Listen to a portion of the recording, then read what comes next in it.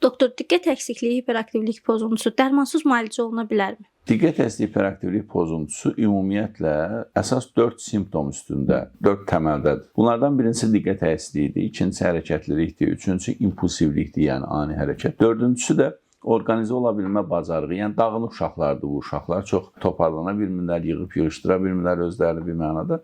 Bu 4 simptom üzərində qurulubdur. Burada bəzi simptomları siz psixoloji və ya psixoterapevtik yanaşmalarla yol göstərə bilərsiniz, rahatlada bilərsiniz.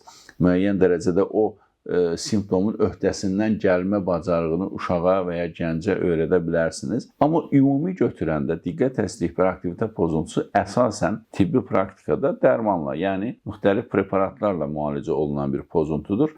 Burada müalicə edərkən biz problemin üstünü əslində örtürük. Çünki problem neyroinkişaf pozuntusu olduğu üçün doğulandan əslində ömrünün sonuna qədər müəyyən şəkil dəyişdirərək insanda mövcud olur.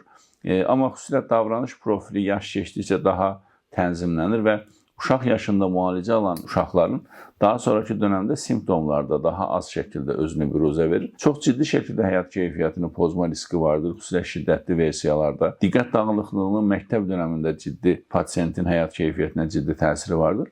Ona görə biz bu məsələdə dərman müalicəsini çox ön planda tuturuq və diqqət əksikliyi, hiperaktivitet pozuntusunun ən əsas yanaşması bəli, birəbir dərmanlarla, preparatlarla olan müalicədir.